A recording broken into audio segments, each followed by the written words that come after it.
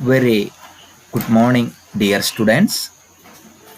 So, the next topic of unit number 5 of environmental microbiology is the bioremediation of polluted environment.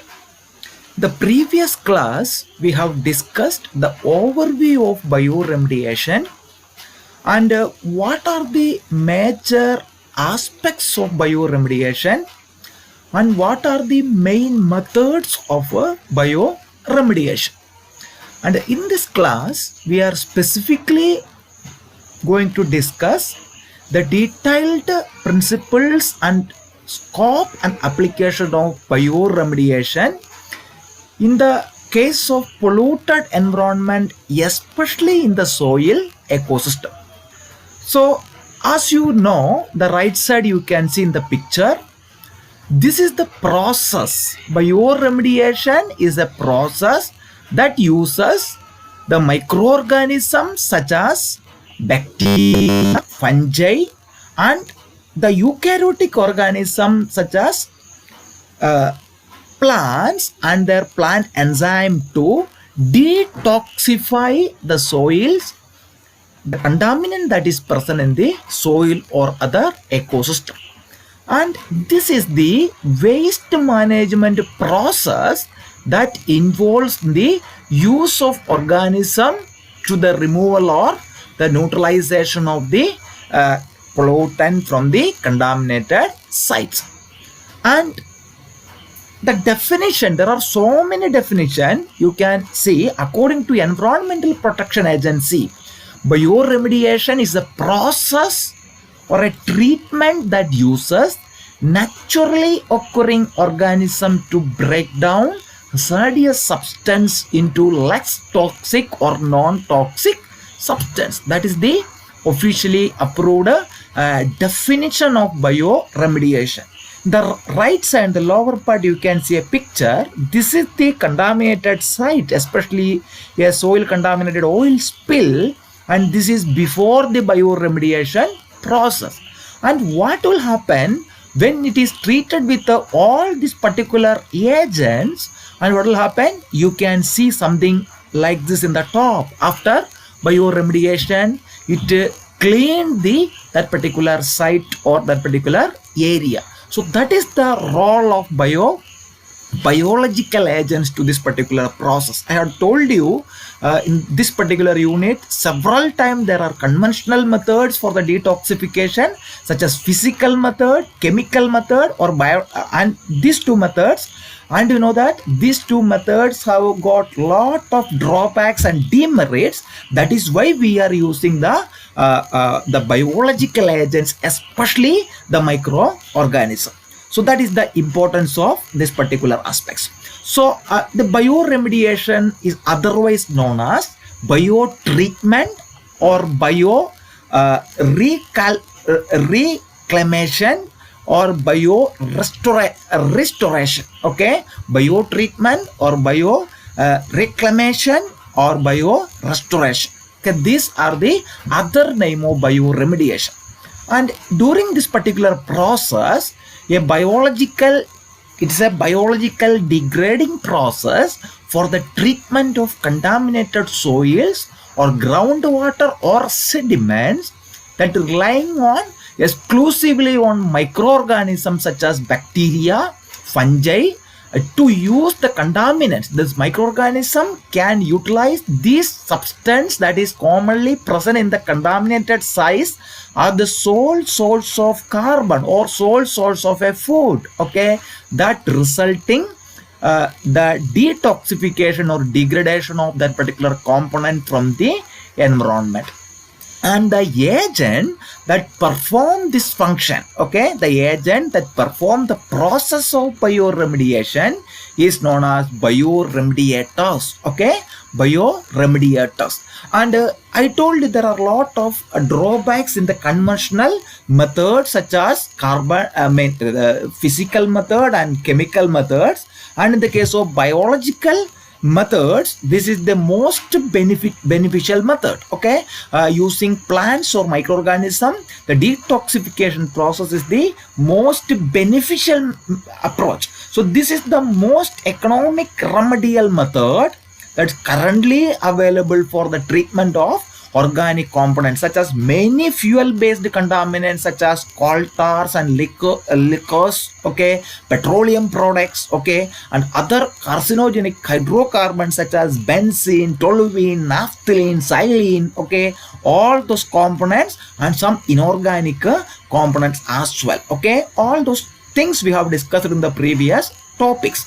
And here you can see the impact of bioremediation. Okay, so what will happen, the bioremediation before and after, as I said in the beginning. So here you can see an ecosystem that is highly polluted, okay, by the uncontrollable dumping of the waste material from the surrounding cities and the agricultural farms and such kind of domestic regions. And you can see there are a lot of contaminants here you can see. Okay, and after this particular process you can see how it become. Okay, this ecosystem undergone bioremediation, and after this particular process you can see this is full of greeneries and full of detoxifying the chemical, so that the fresh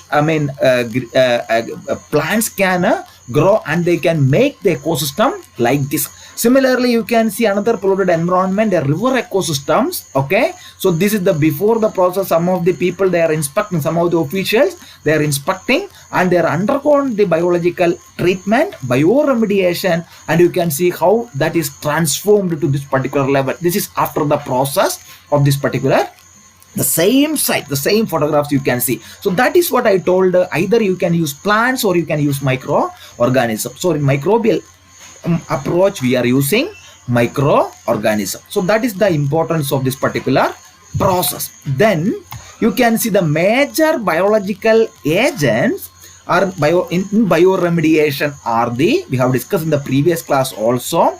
Major one is the plants. Okay, if you employ each and every part of the plants we can use for the detoxification of the component. If you employ plants, that is known as phytoremediation. Phyto means plant, remediation means removing the chemicals. Then comes the microorganisms, such as you can see the bacteria, then the fungi, okay, both yeast and mold, okay, and algae, okay, that can be degrade various compounds such as heavy metal contamination, okay, or inorganic pollutant, or aquaculture waste, or petroleum or oil contamination, okay, or organic pollutants, whatever it is present in the ecosystem or earth we can remove. Okay, and the microorganism, if the bacteria if you use, that is known as bacterial remediation, and the fungi both yeast and mold, okay, if you use, that is known as mycoremediation, and actinomyces also we can use, okay,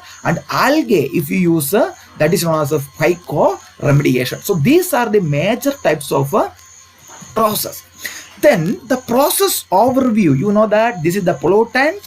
You will be having an environment, okay, that environment can be soil, lithosphere, or water, or aquatic ecosystem, or air, the atmosphere. We have all the system we have discussed in various units, okay, and you are having the pollutant that can be organic pollutants, okay, such as solids or liquid or gaseous form in various hydrocarbon derivatives, petroleum products, etc., or that can be inorganic components, certain heavy metals, okay, and the organism I told you that can be majorly microorganisms, okay, such as bacteria, actinomyces, fungi, and mold, and algae. Then the plants and their all their enzymes, okay, microbial enzyme and a plant-based enzyme. So this will be the overview of this particular process. So make use of these two. All these processes are interconnected. The ideal process of this particular things resulted the concept of bioremediation. Then in the previous class also we have discussed what are the various factors which influencing the bioremediation. The various factors which influencing the bioremediation are, first one is the existence of a microbial population, okay, then the availability of the contaminant, then the environmental factors. Okay, the existence of microbial population, availability of contaminants, and the environmental factors. Okay, so existence of microorganism, whether the microorganism is aerobic microorganism or anaerobic microorganism, okay, or bacteria or fungi or algae, etc. And availability of the contaminant, whether the contaminants, as we have discussed in the previous slide, whether it's organic contaminants or inorganic contaminant or aromatic component or hydrocarbons, okay, all those components are the important aspect. Next one is the environmental parameter. Okay, the environmental factors such as, so many factors are there: temperature, pH, okay, all those things. Okay, and these factors are summarized here and their desired condition, the microbial population, the suitable kinds of microorganism that can degrade the contaminants, and the oxygen. That is another important thing, okay, because that is very much essential for the aerobic degradation. Approximately 2% oxygen in the gaseous phase or 0.4 milligram of liter in the solid water it is required, or in the water, okay, the soil moisture it is required 50 to 70% of the water of the holding water holding capacity of the water will be an important parameter. Then nutrients, nitrogen, phosphorus, sulfur, potassium, okay, and other nutrients for the good growth of microorganism. Then the temperature, appropriate temperature for this particular process is the microbial growth, okay, for the process, especially for the microbial growth is 0 to 40 degrees centigrade, okay. So that is another important concept. Then the hydrogen ion concentration, the pH, the best range of the pH is the 6.5 to 7.5. You know that most of the mesophilic organism, they can act on this particular in this particular temperature, slightly acidic or neutral or basic temperature, basic pH. Okay, these are the major parameters that influences the bioremediation. Then, as we have discussed in the previous class, the bioremediation, depending on the how we are treating, whether we are treating the contaminants from the original place itself, or we are transporting the contaminants from one site to another, and then we are going to treat based on this particular aspect. The bioremediations are classified into two groups. One is in situ bioremediation, next one is ex situ bioremediation. So in situ bioremediation are the treatment of contaminated waste material in the original place itself, okay. But in the case of ex situ bioremediation, you can see that the contaminants we are collecting and transporting to certain other location, and there we are going to treat, okay. So these are the important ex situ bioremediation process.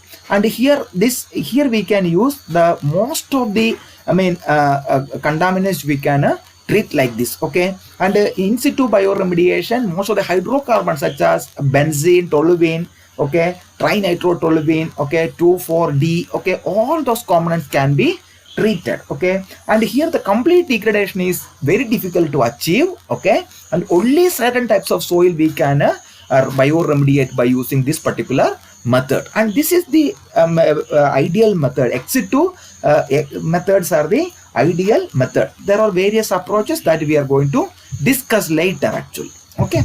Then this in situ and ex situ methods, okay, they're again classified into different groups, okay. The in situ methods are mainly four types. One is bioventing, next one is in situ biodegradation or biostimulation, next one is biosparging, next one is bioaugmentation, okay. So these are the in situ method. In all the method here, the process we are using in the original contaminated site itself. There is no transport of the contaminant from one location to another location is happening, okay. This all the methods we are employing the original sites of contamination in the soil itself. But in the case of ex situ strategies, the contaminants we are transporting from one, we are collecting the contaminants, and after that we are transporting the contaminant from one location to another, then we are treating, okay. So that is the aspects of this ex situ method. So there are different types of ex situ method. The main important methods are land farming, then or some textbook is mentioned as land filling, okay. Then next one is composting, then biopiles and bioreactors. So these are the major X2 strategies. Now we will discuss one by one very briefly, because one method is a big technology. Okay, very briefly we will be discussing. The first one is in situ strategies, where you are using bio-venting. Okay, so this particular system is known as the bio-venting system. This is the contaminated site. You can see the contaminated soil. Okay, in this particular contaminated soil, we are passing the nutrients. Okay, nutrients we are collecting, we are mixing, we are taking the nutrients by various approach. Okay, and we are supplying the nutrients to the soil along with the air. Okay, so this is the groundwater and this is the contaminant. So what will happen once we are filling the nutrient, the indigenous microorganism that is present in the soil will be accelerated by using this particular process. They will be enriched by this particular process, and they will be detoxifying or degrading all this contaminant that is present in this particular region. Okay, so this is a typical bio-venting system. There is a blower, and here you can say pipe. You can inject the air, and we can along with this air you can inject nutrients also. This is the contaminated soil, where when you are adding, the indigenous microorganism will be enriched, and the degradation that will be completed. So this particular process is known as bio-venting.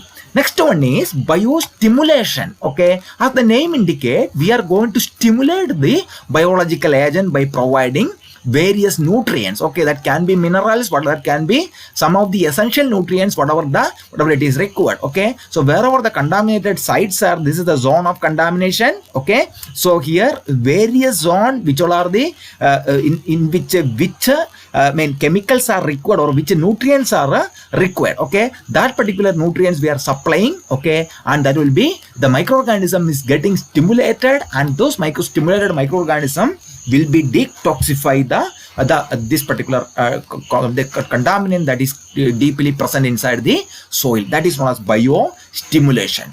Then the next one is biosparging. So this is the main diagram of biosparging. Here we are inserting long pipes. Okay, here you can see long pipes we are inserting to the contaminated sites. Okay, such as BTEX. Okay, and oil rich contaminated sites. Okay, and through this particular pipes or some pumps, what we are going to do, we are passing oxygen. Okay, especially we are passing oxygen, and at the end of the pipe it will be sparging. Okay, it will be spraying. Okay, so that is spray or sparging of oxygen.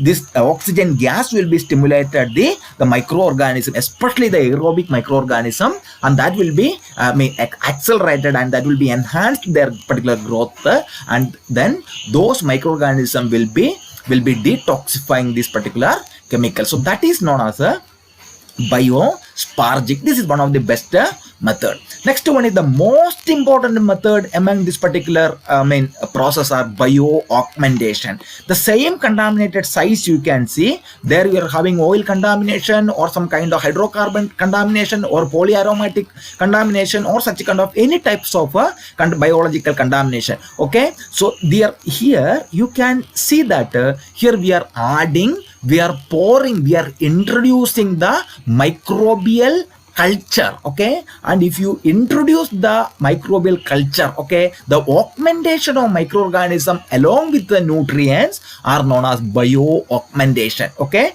so you will be preparing tons, liters of freshly prepared microbial culture of organisms such as Pseudomonas putida, okay, or or any other organism, Bacillus species, okay, or Methylococcus, okay, such kind of bacteria we are introducing to this particular contaminated sites. Okay, so then if you adding such kind of bacteria, what will happen? It will be adequately degrade the degrade the component, and they will be utilizing all the chemical components as a source of their food, and they will be degrading later, and they'll detoxify the component. That is known as bio-augmentation. Okay, then The next one is exit 2 strategies, exit 2 bioremediation. The first one is known as land farming. Okay, so here you can see there is a contaminated land. Okay, the land, then what is happening? Full contamination. Then this particular land, by using certain methods, okay,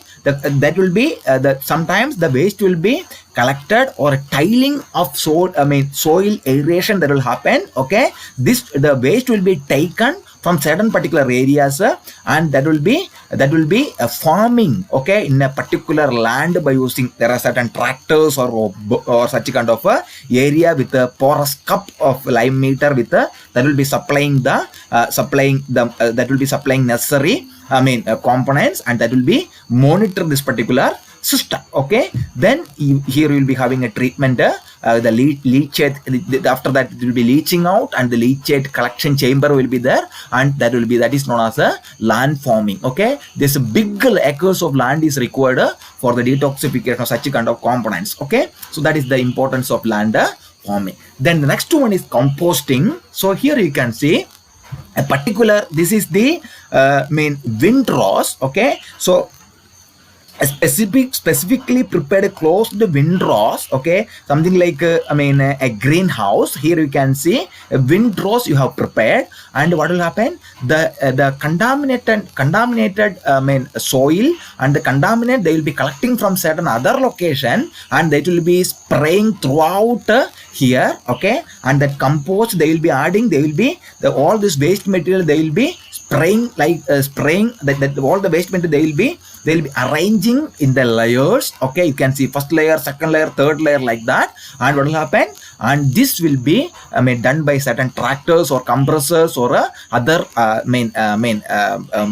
methods. Okay, and it will be excavate and the screen the soil. Okay, and that will be prepared the windrows. Okay, and that will be amended. Okay, the periodic turning of windrows will happen. Okay, then the windrows will be monitored. Finally, it will be microorganism will be added, and that will be making the compost. Okay, so the composting will be, and it will be, you will be getting the compost, and the compost will be analyzed, and later the windrows will be disassembled and disposed. Okay, that is the aspects of composting. So from various locations the waste materials are collecting for this particular process.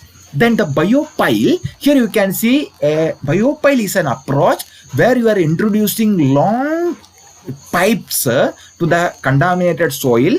Through this pipe the contaminants are collecting. Okay, and the collected contaminants, okay, are collecting to a collection tank, and there it will be processed, and there will be blower, and you will be having the off gas treatment. Okay, the off gas treatment, and the treated off gas will be collected. Okay, so you will be having the extraction of contaminants using a long pipe. Okay, that is known as such kind of methods are known as biopile. This is one of the excellent methods for exit to bioremediation. In all this process you can see the waste materials are transported from one particular place to another particular place. But in the case of in situ remediation, you can see the waste materials are treating the sites of its presence. Okay, where it is present, there itself we are treating the waste materials. Then the next one is the bioreactors. Okay, the bioreactors is the one of the modern technique you have in your microbial biotechnology paper you have studied. Okay, bioreactor structure. Here you can see the reactor. Okay, the reactor, that will be the polluted contaminants we are going to take it. Okay, and there will be a reactor, big bioreactor with a slurry we are going to prepare, and that particular bioreactor all the contaminants will be added. Okay, and that contaminants along with the nutrients and microorganisms, surfactant and electron acceptor, all those things will be added actually, and the wastewater also will be treated simultaneously. Then it will be undergoing the particular bioreactor process, so the gases will be collected, and that gas will be used for the natural gases. Okay, and this waste material will be collected for a clarifier, and this is the treated soil that will be collected, that will be utilizing for the various purpose. In all those things also you can use the exit to strategies. Okay, these are the different types of exit to strategies. Then this is the comparative analysis of all this process. Okay, in situ and ex situ process. In situ process, as I said, there are 4 types of method: in situ bio remediation, or in situ bio degradation or biostimulation, biosparging, bio vending, or bio augmentation. The most benefits are there: cost effective, they are non-invasive, okay, relatively passive, natural attenuation process, okay, and it will treat soils. We can treat both soils and water, and this has lot of limitation. Environmental constraints are the biggest limitation. Then the extended treatment timeline is also very, very important, because it is a time consuming process. It is very difficult to monitor. And the factors to be considered, okay, here the biodegradative ability of indigenous microorganism is a very, very important process, and that will be varied by depending upon various microorganism. The presence of metal and other organics will be also it will be another important parameter. The environmental parameter we have already discussed. The biodegradability of pollutants are important parameters. The chemical solubility, okay, is another important parameter. All the geological factors, okay, other geological factors, and the distribution of the pollutants are also important. Okay, so these are the factors that need to be considered. Okay, but in the case of ex situ strategy, these are the main methods are land farming, composting, and biopiles and bioreactors. Okay, they are cost efficient, low cost, and this can be done site. These 3 methods can be done at the site also. Okay, and here the most limitation there, it require lots of space. Okay, land requirement. Okay, lot of land you need to, that is required. That is the one of the things we are not having currently. Okay, so then extended treatment time, it will require long time to treat. Then they need to control abiotic loss. Okay, we need to control that. Mass transfer, it is a problem of mass transfer, and the bioavailability is the another limitations. Okay, and all these particular limitations, the factors are also applicable for ex situ degradation also. In this reactors, it's an ex situ strategy, as we have discussed. The examples are slurry reactors and aqueous reactor. Okay, this is a slurry reactor, whatever we have shown in the previous slide. Okay, and here the problem, the benefit, they are rapid degradation. Okay, it will happen rapidly to degrade in comparison with the other methods. And we can optimize the environmental parameter, but the both the case it is not possible. Okay, here enhanced mass transfer, but here the mass transfer is the major problem. Okay, and here effectively we can use the inoculation and surfactant. Is the inoculum, the bacteria, actinomyces or algae or fungi, both yeast and mold, we can use effectively. Okay, and here the limitation is the soil required for excavation, and relative, the most potential problem is, you know, that setting up a bioreactor, it is a high capital cost is required. The price is very, very high to set up this kind of process. Okay, then it is relatively high operating cost. Operating cost is also because it will require electricity and all those kind of it require so many treatment processes are it is important for this particular step. And all these processes are applicable, that you can see the same parameters, plus the bio augmentation we need to be considered. The toxicity of the components, whatever you are getting in the bioreactor, need to be considered, and the toxic concentration of the contaminants also we need to consider. Okay, these are the various descriptive parameter, both the benefit and the limitation and the factors but need to be considered for this particular process. And the next important, till now we have been talking about the microbial based biodegradation. Now it is the phytoremediation. Phyto means a plant. Okay, I told you plant is the one of the excellent source that can be used for the degradation. All parts of the plant we can use. Why plant is suitable for remediation? Okay, why there is a plant usage? Okay, the most important reasons are the plants are susceptible to genetic manipulation. We can genetically modify the plant. Genetically modified plants you have seen. Okay, agrobacterial tumefacient mediums gene transfer can be done. Okay, TI plasmid or RI plasmid, all those things you will be studying. The next one, plant will be growing very, very fast. Okay, the plant can grow very fast. Then the high biomass production, that is the most important method. The bacteria or other such kind of process, the biomass is very less because they are microscopic organism, okay, and the biomass will be very less. But in the case of plant, its biomass is very high, and the plant has a well developed root system, a vast developed root system that is spreading across the soil, the rhizosphere area, okay, that is available. Then easy to cultivate, the plant easy to cultivate in the land, okay, we can cultivate the plant, that is very important.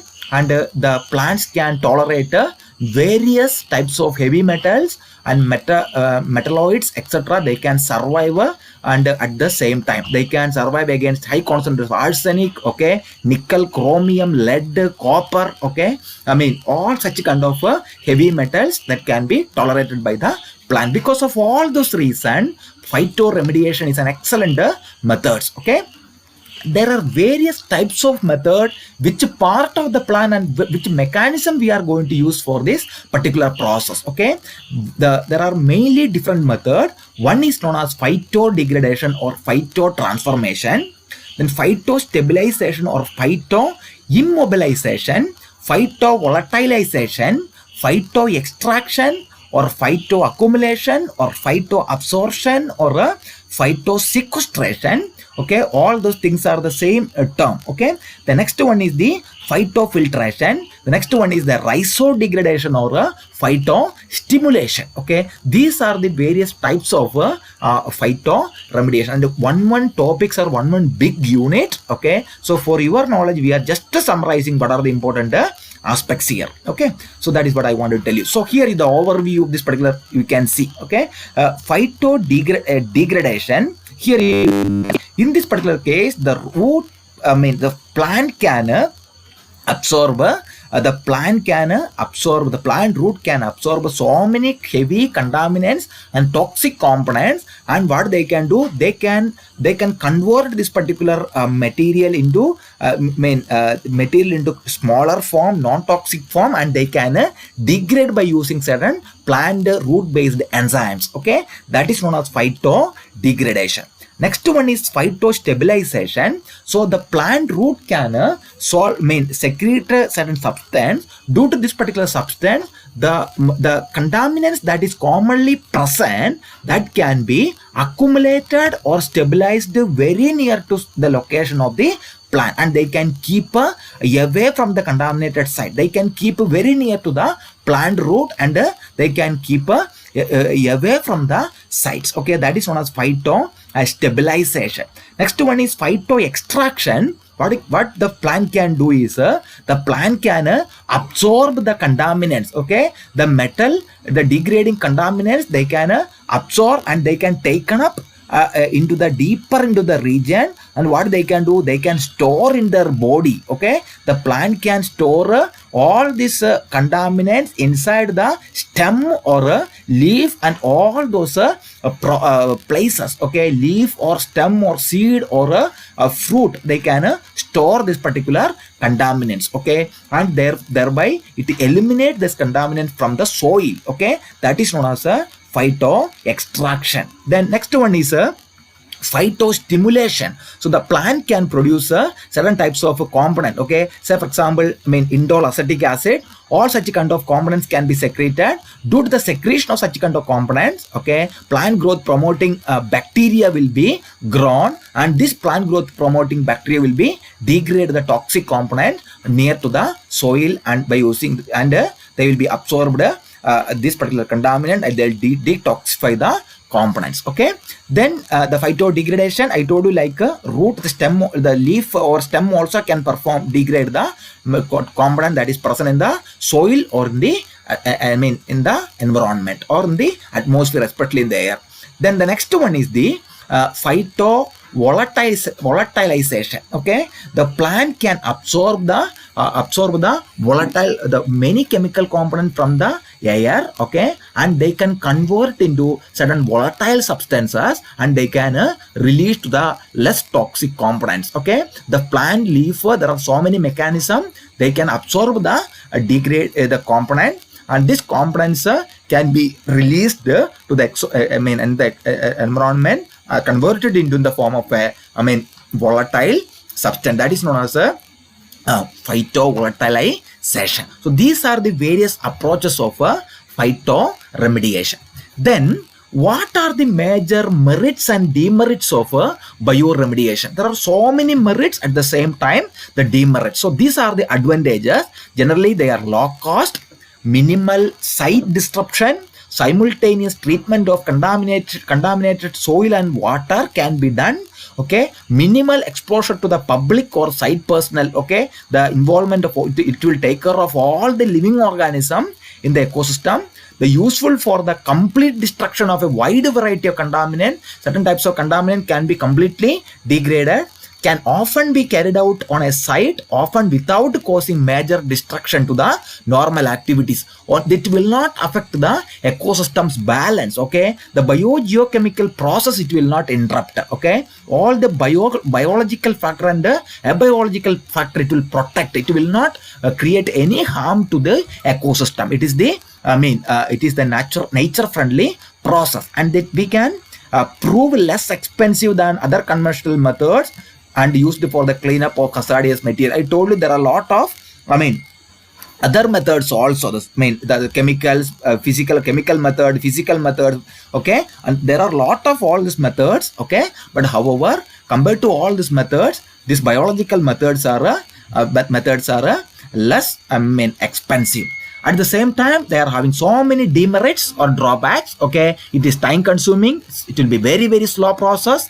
Seasonable variation, it is affecting the seasonable variation. Okay, the problematic addition of additive, there are a lot of additives will be produced. Okay, this is limited to those compounds they are able to biodegrade. All components we cannot degrade. Okay, only those particular components can be degraded, will be degraded. Okay, not all components are susceptible to rapid and complete degradation. Many components will not be able to degrade completely. Okay, there are some concern that the product of biodegradation will be more persistent or the toxic than the parent component. Sometimes the component that is produced due to the biodegradation, that will be more toxic than the parent component. Okay, and it is difficult to deduce or extrapolate from a small scale to the pilot scale. Okay, this technology cannot be scaled up. Okay, we cannot it is fully scaled for the field operation. Very, very difficult to make from a small scale operation to the big scale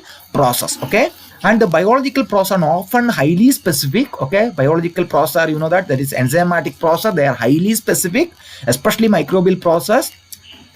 They are suitable for environmental growth condition and appropriate level of nutrient and contaminant should be there. A lot of the things are subjected to various conditions. Okay, so these are the drawbacks or major limitations, but still they are the bioremediations are excellent process. Okay, then till now we have been talking about the bioremediation, various approaches. Then what about the contaminated, the heavy metals? Okay, we have discussed about the removal of organic components. Okay, what about the inorganic components or heavy, some of the metals? Okay, that sources of heavy metal. The main sources of heavy metals in the soil system are the mining activities. Okay, the heavy metal sources in the ecosystem are the mining activity, that is smelting, river dredging. Okay, mine spoils and tailing. Okay, then similarly metal industries, etc. Atmospheric deposition such as urban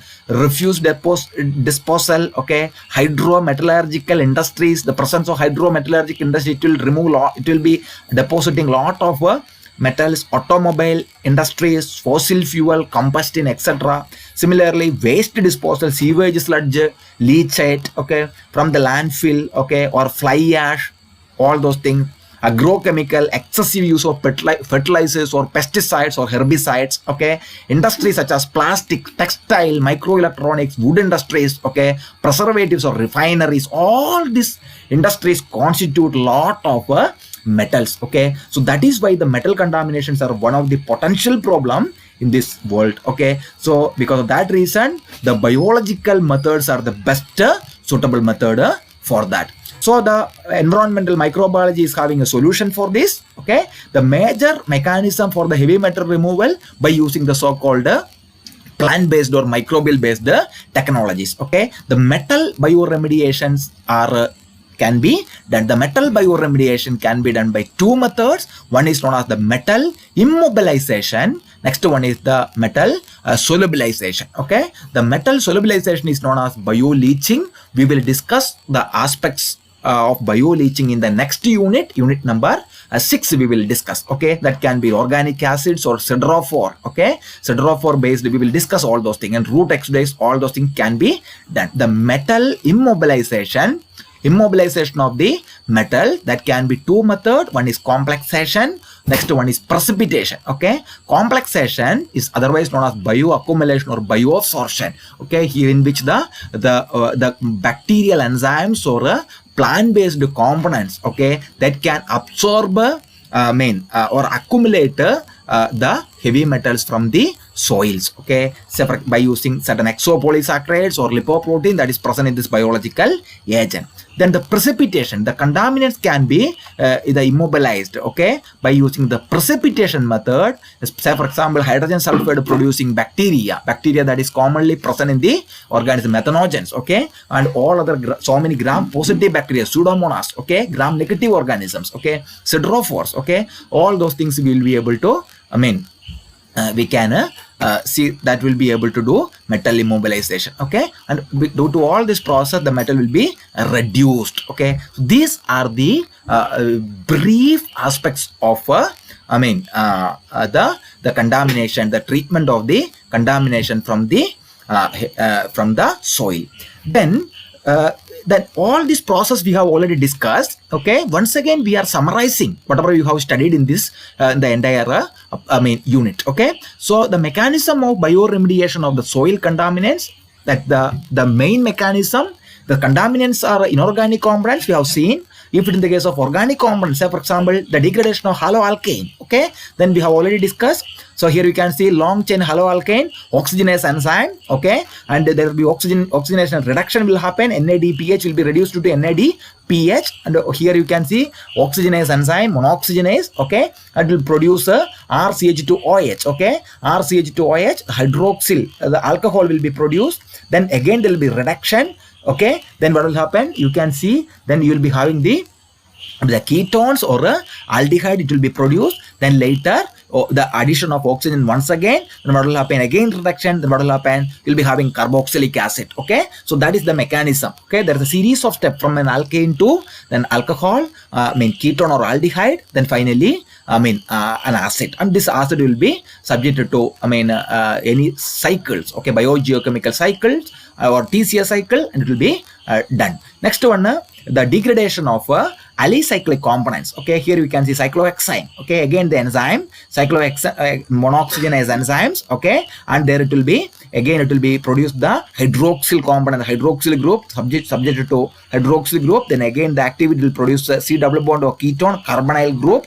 Then again the addition of oxygenase enzyme will be taking then the ketone group, okay, then the lactone group, okay, or ester formation. Then later hydrolysis will happen, the ring cleavage will happen. This ring cleavage, then the linear structure, it will undergo beta or omega oxidation. We have already discussed that beta oxidation. This is in the case of alicyclic component.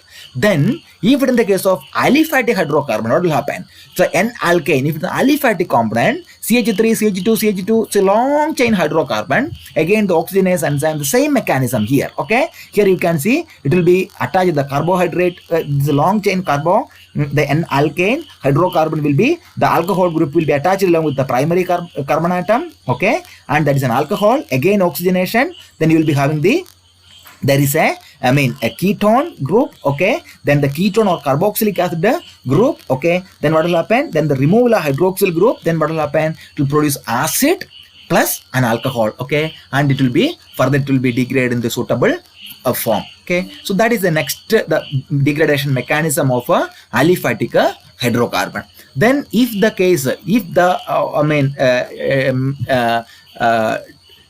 agents are aromatic hydrocarbon, then what will happen? If it is aromatic hydrocarbon, we have already discussed there are two important processes. Okay, I told you most of the aromatic component, the intermediate process are catechol or protocationate. Okay, so once catechol or protocationate is produced, what will happen is this will be undergoing what? This will be undergoing orthocleavage pathway or a metacleavage pathway. So we will be discussing what do you mean by orthocleavage pathway. Okay, so here you can see this is an aromatic component, simple benzene. So after so many processes, you can see hydroxyl group is attached and ortho and para, ortho and meta position. Okay, so if the cleavage is happening in the ortho position of the this ring system, it will undergo ortho cleavage pathway, and the cleavage is in the meta position, and that is known as meta cleavage pathway. This is the ortho cleavage pathway. The ortho position, it is cleaved actually. Here you can see, and it is produced cis muconic acid. So once cis muconic acid is produced, again so many steps. You can see there's a ketonic group is added. Here you can see two acid group. Okay, so beta keto adipic acid will be produced. Once beta keto adipic acid will be produced, later it converts into the ring structure will be further cleaved, that will produce succinic acid. You know that succinic acid, once it is produced, it is entering into a TCA cycle, and it produces water and carbon dioxide, and microorganism will be utilized. Okay, then similarly, if it is in the meta cleavage process, if the cleavage sites in the meta position, please remember that the ortho and meta effect. Okay, the meta cleavage pathway will be taking long time than the ortho cleavage pathway. Here the cleavage will be happening in the meta position. Here it will be producing in the catechol will be produced to an aldehyde. Okay, so this is known as 2-hydroxymuconic semi-aldehyde. Here you can see an aldehyde group, a hydroxyl group, and an acid group. All the three functional group, that is known as 2-hydroxy muconic semi-aldehyde. Then it will be converted into 2-hydroxy penta 2,4-dinoic acid. Okay, after series of reaction, it converted into pyruvic acid. Okay, pyruvic acid, you know, that end product of glycolysis. Okay, that will be released to, that will be ended into citric acid cycle, and it will complete the process. What will happen? It will undergo complete process, and it will convert into water and carbon dioxide. So that is the known as the meta cleavage pathway. Then if in the case of the last one, the polycyclic hydrocarbon, if in the case of polycyclic hydrocarbons, the same methods. Okay, multiple ring system will be there, based on the molecular structure of the hydrocarbon and the position of the substituent we have already discussed. Okay, 2,4-D, 2,4 trichloro ethane, all those things we have discussed. Okay, there the ortho, meta, and para. Ortho, if the substituents are in the meta position, it will be very, very tough to degrade than the ortho position and the para position. Okay, if the chlorine, especially if it is attached to the halogen, the chlorine, if it is attached to the ortho position, it will take 2 to 3 months to degrade. But if in the case if the chlorine, if it is attached to halogen, if it is in the meta position, it will take 2 to 3 years. That is the difference. Okay, so this is all about the polycyclic hydrocarbon degradation. So these are the major types of degradation that is happening in the soil contaminants. So this is the way the hydrocarbon degradation that is happening in the ecosystem. Then we are going to conclude here, students. Okay, so today we have discussed the introduction to bioremediation and the impact of bioremediation before the process and after the process, how you can see the physical difference.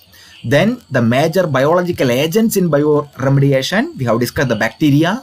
Okay, then the plants, fungi, algae, etc. Mycoremediation, phytoremediation, phycoremediation, etc. The process overview we have discussed. What are the main factors that influence the bioremediation we have discussed. The types of bioremediation, the in situ process and ex situ process we have discussed. In situ process, there are bio-venting, biostimulation, biosparging, and bio-augmentation. Ex situ process, land farming or land filling, composting, biopiles or reactor. Then the comparative discussion of all the process. What are the benefit, then the limitations, and what are the parameter we need to consider. Then we have discussed the phytoremediation, different types of phytoremediation. Okay, phytodegradation, phytostimulation, phytovolatilization, phytodegradation, rhizofiltration. Okay, all those process. Then what are the merits and demerits of bioremediation we have discussed. Then later, all those things we have spoken about the organic component. But what about inorganic component? The bioremediation of inorganic component. Okay, the bioremediation of heavy metals in soil, the sources of heavy metal we have discussed, how the soil will be contaminated, and what are the major mechanism of heavy metal removal also we have discussed, and what are the mechanism of bioremediation in the soil contaminants. Okay, and what about how the degradation of haloalkane, what will happen to the halocyclic compounds, alicyclic compounds, what about aliphatic components, what about aromatic component, and what about polycyclic compounds for the degradation in the soil. So this is all about the whatever we have discussed in this particular class.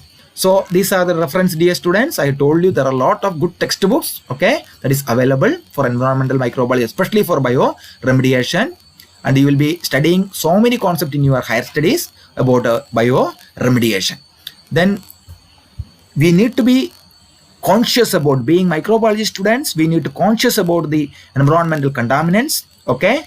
By using all these microbial based technologies, okay, we can create the world, the entire world is in our hand, okay, the entire world is in our hand.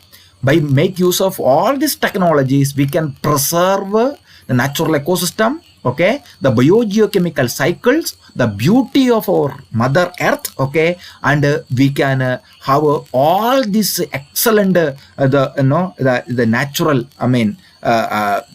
creations of the nature we need to preserve, that we should not allow the the contaminants to accumulate in the ecosystem, and we need to remediate by using suitable microbiological process. As a microbiology students, we need to take an intense big role, okay. So that is all about this particular process, dear students.